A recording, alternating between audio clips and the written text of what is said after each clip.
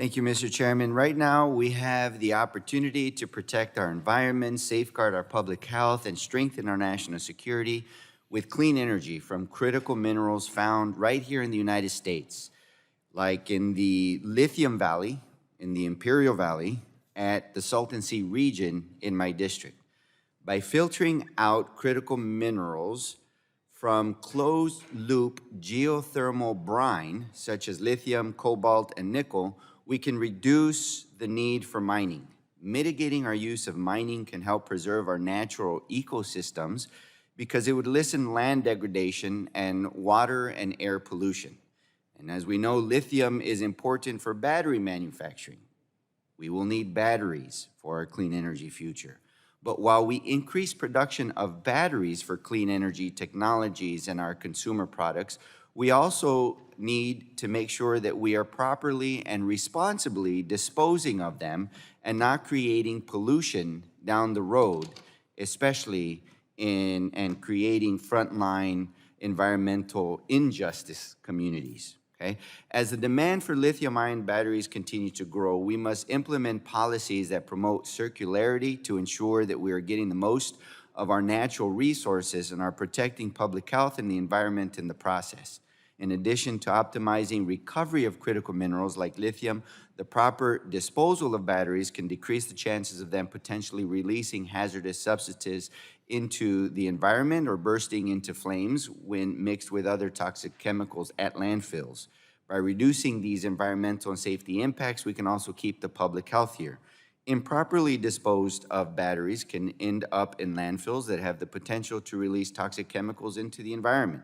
These toxic chemicals don't just affect our soil and water, but also affect the air quality of communities nearby. We often see this in lower economic communities where batteries and other toxic materials are more likely to be dumped improperly. Communities like my own in California's 25th district.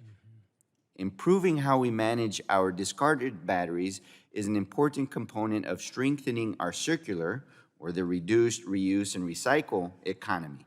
We need to ensure that we are focusing on solutions that maximize the value of recovered materials while protecting public health, worker safety, and the environment.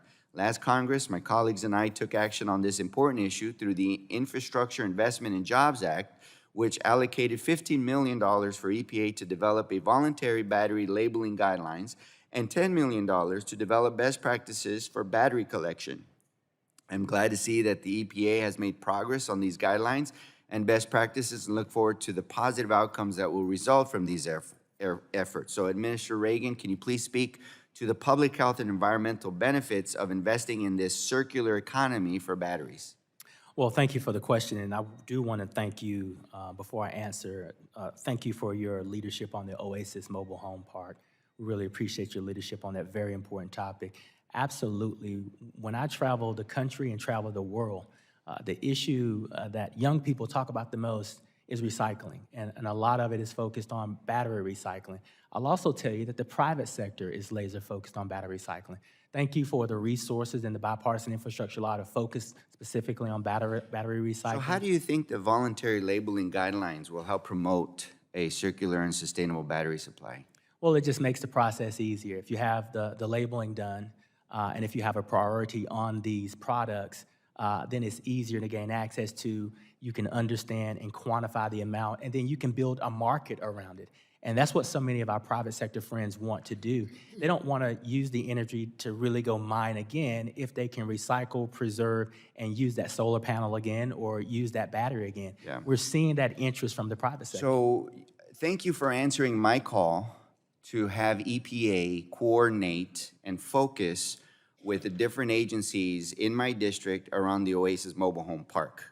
I believe with our leadership, we can really make the significant difference that's needed to improve clean drinking water so that our farm workers don't have to drink arsenic at toxic levels in their dilapidated water systems. But I also am putting a call out for the EPA to be forward-thinking and helping us mitigate or prevent creating new environmental justice frontline communities with these batteries that we're planning to manufacture in the district as well as around the country. So I'd like to work with you on helping to develop guidelines in the recycling and disposal of batteries to prevent another environmental injustice. Absolutely. Thank you. Absolutely. The gentleman yields back.